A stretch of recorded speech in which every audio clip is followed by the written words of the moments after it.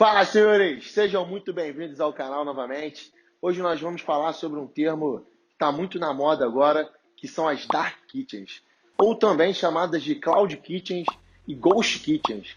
Mas que monte de kitchen é esse? Quais são as diferenças? Enfim, vamos falar aqui um pouco sobre os formatos que existem dentro desse modelo de negócio, perfeito? Então vem comigo. Bom, basicamente as Dark Kitchens surgiram lá nos Estados Unidos quando eles começaram a fazer dentro de containers e longe da cidade, assim, não necessariamente da cidade, assim, mas afastado dos locais onde eles forneceriam os alimentos, é um modelo onde eles tinham só as cozinhas dentro desses containers e eram totalmente focados em entrega.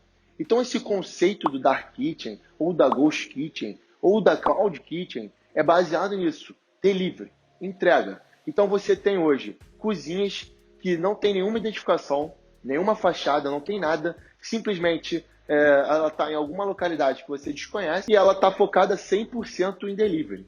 Só que com o passar do tempo vão acontecendo adaptações. Por exemplo, é possível você achar algumas Dark Kitchens que têm possibilidade de retirada no balcão. Ou seja, ela tem uma fachada, ela tem uma portinha ali, né, uma janelinha, onde você pode ir até lá, fazer a retirada, se você quiser. Então esse modelo ele foi se adequando de acordo com a necessidade de cada operação. Então lá no início eram dentro de containers que não tinham janela, não tinham nada, era totalmente off, totalmente out ali do público, não tinha nenhuma relação ali com o público diretamente e era 100% delivery. Com o passar do tempo as pessoas foram adequando. Hoje existem cozinhas que você já tem 10 bandeiras diferentes, ou seja, numa cozinha só você monta uma pizzaria, uma hamburgueria, um japonês, um mexicano, um árabe, uma comida brasileira, enfim, diversas coisas dentro de uma operação só. Então esse modelo ele foi tomando corpo ao longo do tempo e as pessoas foram adaptando eles para buscar uma performance, aumentar a performance, redução de custos. Então qual é a vantagem, quais são as vantagens, né? Quais são as vantagens desse modelo? Vamos falar sobre algumas coisas aqui relacionadas a isso e a gente vai tentar transmitir a ideia. Então, quais são as vantagens desse modelo de negócio e quais são os formatos que existem, né? Bom, as vantagens, primeiramente, são, quando você tem uma Dark Kitchen que você não tem salão, você já reduz um custo ali de ter um local maior, e quanto maior for o teu local, maior vai ser o teu custo, de ter um investimento imobiliário. Por exemplo, se você tem um salão ali, você tem que ter mesa, você tem que ter cadeira, redução de custo de pessoal. Quando você tem um salão, você vai ter um garçom, você vai ter atendente, você vai ter outras pessoas ali para atender essa demanda.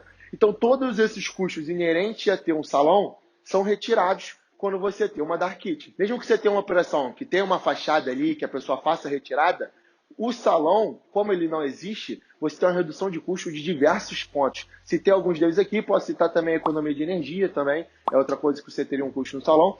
Então, você cortando o salão, você reduz o seu custo. Então isso é muito vantajoso, principalmente quem está começando, porque o investimento inicial numa Dark Kitchen é muito menor do que num restaurante que tem uma metragem quadrada grande, né? Uma metragem alta. Então, conforme o tempo foi passando, quais foram as adaptações que foram vindo?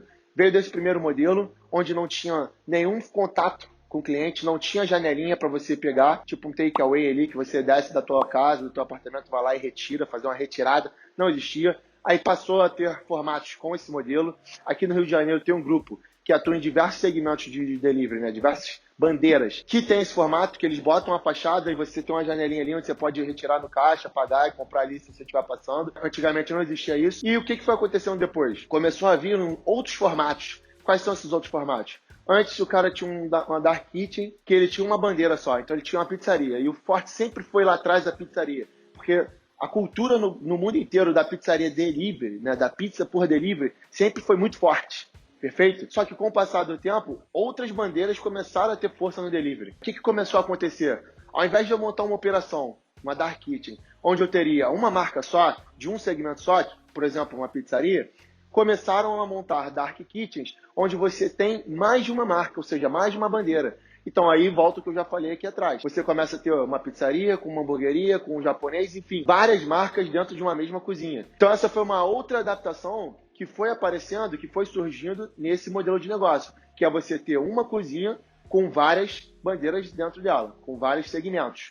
Com isso, o que você ganha? Diversidade de cardápio, só que você não vai botar todos os cardápios na mesma bandeira. Então você tem uma marca para pizza, você tem uma marca para hambúrguer, você tem uma marca para o japonês, você tem uma marca para comida brasileira e cada uma é um brand diferente que você vai trabalhar de maneira independente. Perfeito? Hoje no iFood, se eu não me engano, você consegue já colocar 3 bandeiras ao mesmo tempo com o mesmo CNPJ.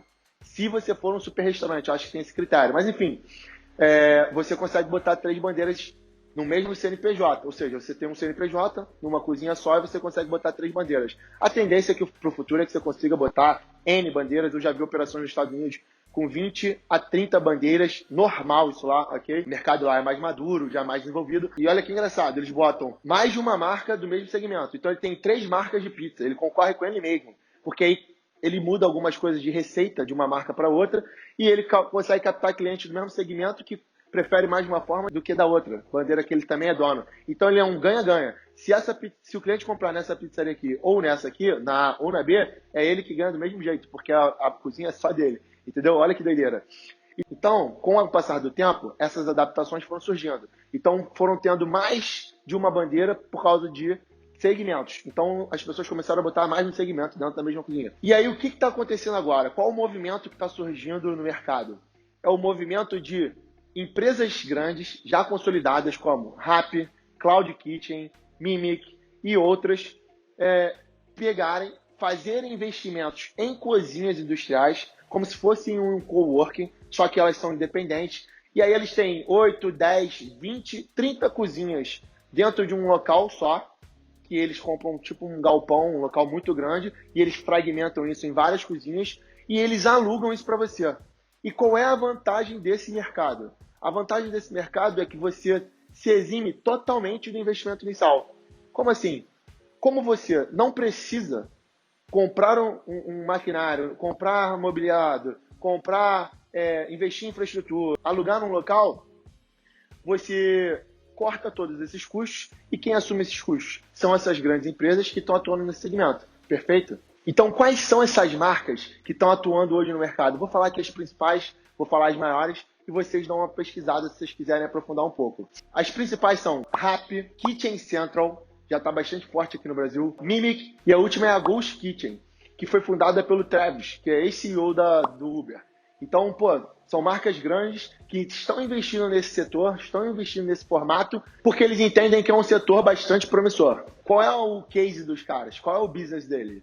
Eles investem em locais onde eles podem montar diversas cozinhas, são várias.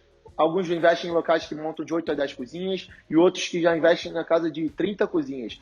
Então, eles estão investindo como se fosse uma questão também imobiliária. Eu já li uma entrevista do ex-CEO da Uber, o Travis, falando que o case deles é imobiliário, setor imobiliário. Porque ele compra galpão e investe nas cozinhas e cobra um aluguel que pode variar de R$ 4.500 a R$ 15.000.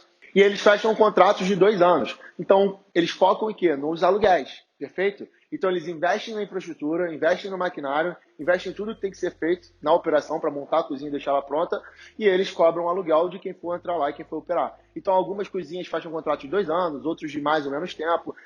As variações de preço são grandes, porque depende da metragem quadrada da operação que você for pegar. Então, eles podem montar uma operação específica para você. Por exemplo, eu quero uma cozinha de 30, 40 metros quadrados. Eles podem montar com um maquinário que você tem interesse e você paga de acordo com aquilo ali que você selecionou, né? Que você pediu. Então, o investimento deles está vindo nesse case.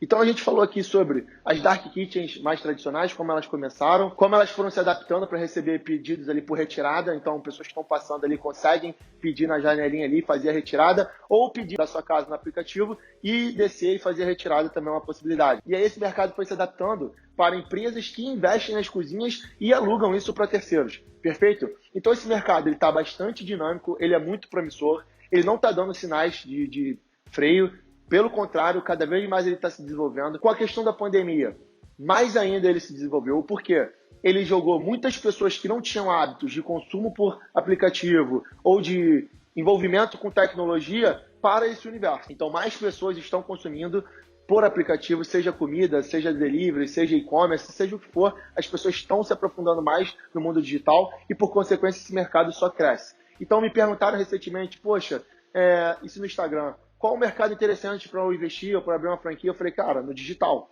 porque cada vez mais o mundo está tecnológico, digital. Se você fizer alguma coisa que você interligue o mundo físico com o mundo digital, pode ir que vai ser muito bom. Ou coisas relacionadas ao mundo digital em si. Tráfego me refiro a tráfego pago, caso você não conheça ainda. E-commerce e coisas do tipo, também vai ser muito bom. Se você estiver pensando em fazer uma coisa, invista nesse segmento, porque cada vez mais ele está crescendo. Sem contar fatores culturais, fatores de gerações, que são... Eu já ouvi pessoas falarem que daqui a uns anos a cozinha nas casas vai desaparecer. Isso pode ser uma grande realidade, ou talvez não. Por quê? Cada vez mais esse segmento, esse mundo, ele vai jogar o preço do consumo de alimento fora de casa para baixo. Então vai se tornar mais viável para as pessoas fazerem essa alimentação fora de casa. Hoje você tem pessoas que vendem marmita, fitness ou não, que se você comprar 30, 40, 50 unidades, ele vai te cobrar de 5 a 8, 9 reais por unidade. Isso é bastante acessível para diversas pessoas. E cada vez mais vai se tornar acessível. Por quê? As pessoas vão desenvolver mais esse mercado e tendem a jogar o preço para baixo. Perfeito? Então, Blau, corta aqui de novo. Só que com adaptações... Caralho, esse cavalo aí. Estão ouvindo o cavalo aí? Olha o make off aí, aqui. Deixa eu me passar. Então vamos lá.